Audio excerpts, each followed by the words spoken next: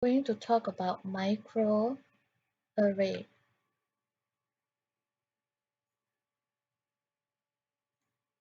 This could be appear as a form of slide or chip. It is very small, around your hand size or even smaller than that. And so it gives the name of microarray, meaning that you can use this slide or chip to look into a panel of the genes.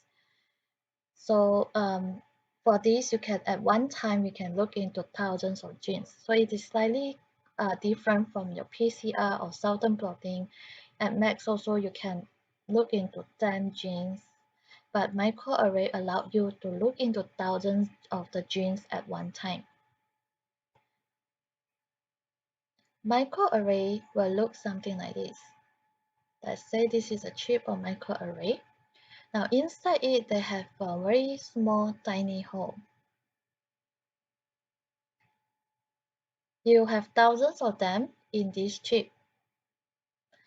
This is called as spot. Inside spots, each of these spots containing a known gene probe. So this is the top view. If we look into the side view from here, you take one spot out. It is just an indent structure here. And inside here, you can design the probe and put in. Each of these spots corresponding to one gene. So these spots corresponding to gene 1. These spots corresponding to gene 2, 3, 4, 5, and so on. Now inside each of the spot, you put in the probe that is complement to the genes. So let's say your gene 1 is CCCTG and so on. You might have thousands of bases behind. Then you can design the DNA probe. G, G, G, A, C, and few bases more, a short DNA sequences. So you will have these DNA probe being designed, and then you put inside these microarray spots. So each spots contain one probe that corresponding to one gene.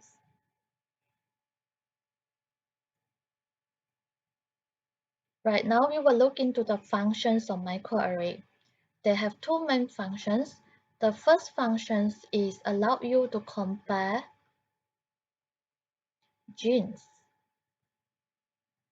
between two species. So let's say here you have species A and species B. You want to compare what is the genes that exist in A but not in B, what is the genes that exist in species B not in A, or what is the gene that share commonly among these two species. So you can carry out microarray. The procedure is that you will extract the cells and do on-cell culture. You go for cell culture is to increase the cell amount and also increase the DNA extractions, DNA yield. So the next step is DNA extractions. So if you extract the DNA is in double-stranded form and also in the whole genome form. So you extract the whole genome of the DNA out, something like this. But this is too big for you to do any analysis. You need to break it down into fragment. So break it down into DNA fragment. Here also the same. Break it down into DNA fragment. By the help of an enzyme called as restrictions endonuclease. Once you got these DNA fragments, this is a double-stranded. If it is in this double-stranded form, you unable to bind double-stranded DNA unable to bind this to this single-stranded form unless it is in single-stranded. So you need to make them to become single-stranded DNA fragment.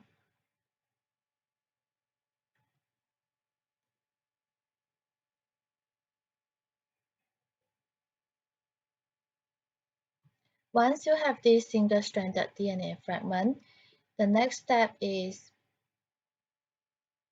now how you make into single-stranded is by denaturations, by heat denaturations.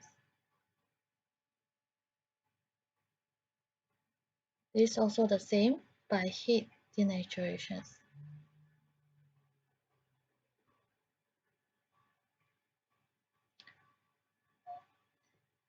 And the next step is to label it with fluorescent.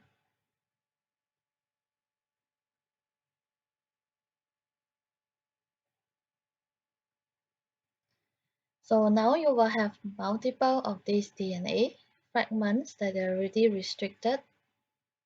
And here you also have species B DNA fragment. So you label with fluorescent. For species A, you label with red fluorescent. So you have these fluorescent labeled at each of the DNA fragment. And for species B, you have, let's say you label it with green fluorescent.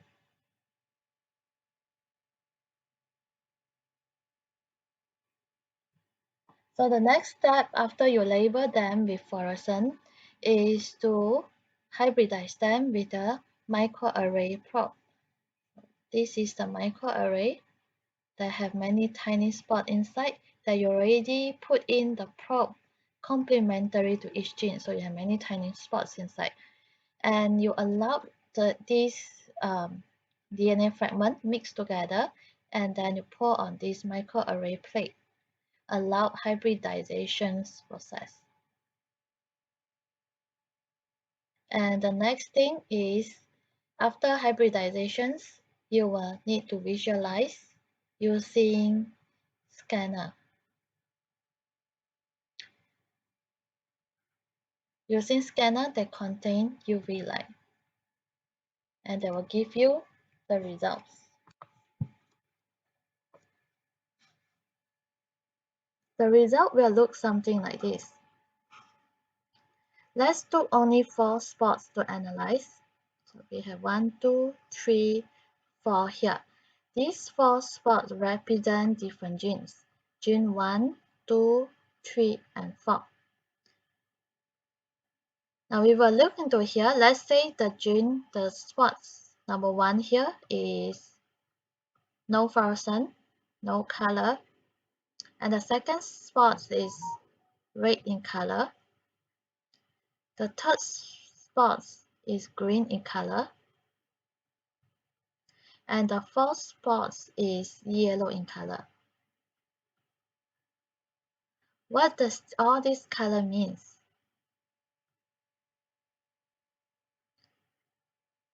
Now let's look into the first one. The first gene spots meaning there are no fluorescent, meaning there are no probes that is bind to it. There are no DNA from species A and B that bind to it, meaning that this gene is not present in both species. Gene 1 is not present in both species. Let's look into gene 2. Gene 2 is fluorescent in red. Fluorescent in red meaning that this gene is present in species A, since you label the DNA of species A with red fluorescent.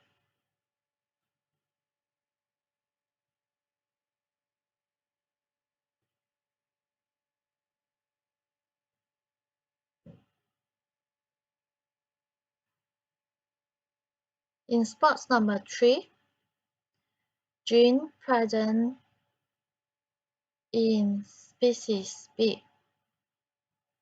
And gene 4,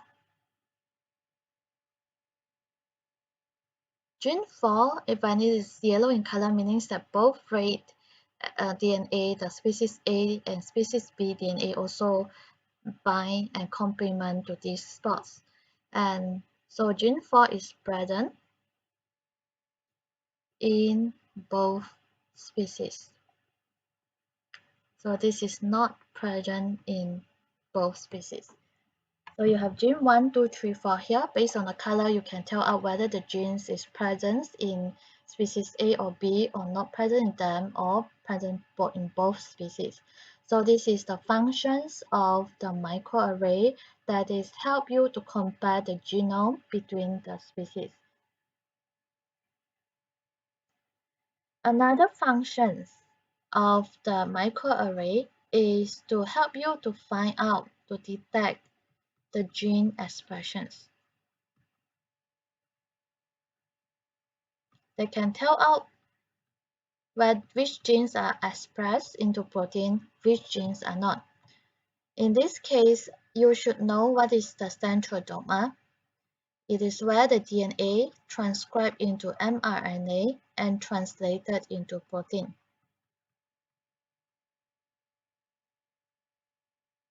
DNA is stay inside the nucleus. It is only one copy. During transcriptions, the mRNA will come and attach to this DNA initial point to the promoter regions and start to form mRNA. mRNA can be formed many times, means the RNA polymerase, once they finish transcript, they can come and bind to the DNA strands again and start another transcriptions. So you might have multiple mRNA. And they will start to make multiple protein. So this is called as gene expressions. You will need to look into whether the genes are upregulated or downregulated, meaning that they will produce a lot of this protein or not. So some of the genes inside your body, it is turned off. Some of the genes are turned on to produce protein.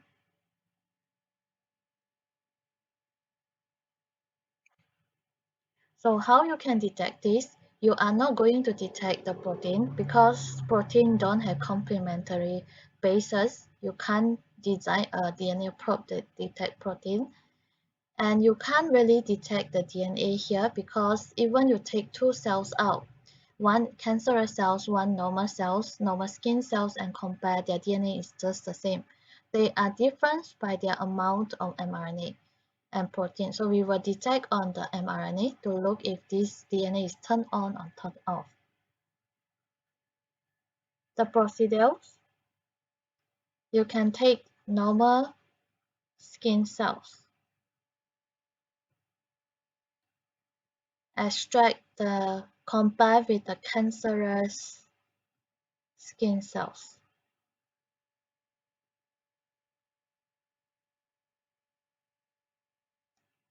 Next step, do cell culture to multiply it to high amount.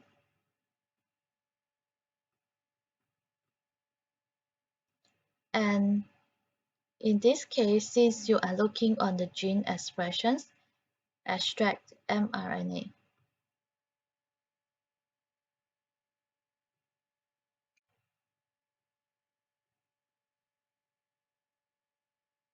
And you can convert this mRNA into cDNA. This could be helped by reverse transcriptase enzyme, by reverse transcriptions process. Once you got the cDNA, label with fluorescent. Let's say this is all your cDNA fragment. So one, you can label with red fluorescent. Let's say the normal skin cells. The DNA is labeled with red fluorescence, and for the cancerous skin's DNA, cDNA, you are labeled with green fluorescent. Next step is go for hybridizations with the DNA probes in the microarray.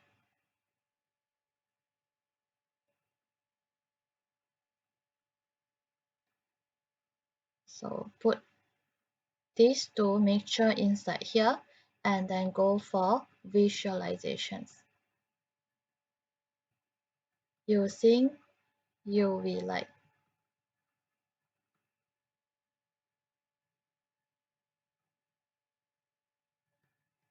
The results could be interpreted like this. Again, we take 4 spots on your microarray and analyze its results. Now this one, each of these spots represent different gene here. So they have a different probe for gene 1. This is as a probe for gene 2, gene 3, and gene 4. Let's say spot number 1, there are no color. Spot number 2, red in color. Spot number 3, green in color under the scanner. And spot number 4 is yellow in color.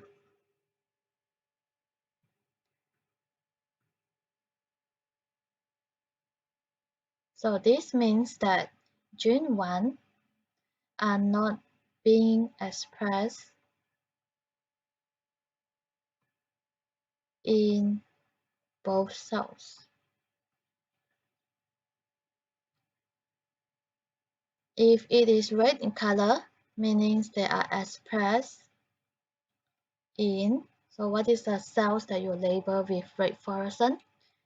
In this case, is the normal skin cells. So this is the gene 2 is expressed in normal skin cells.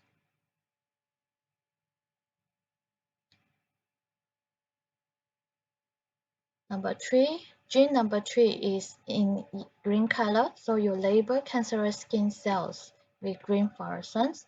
So meaning this is the genes that is being expressed in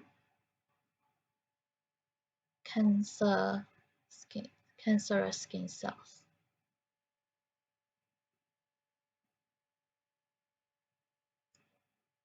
If it is yellow color, meaning that both red DNA, for red fluorescent labeled DNA and the green labeled fluorescent DNA is bind to this spot number 4. So meaning that these genes are expressed in both normal and cancerous skin cells.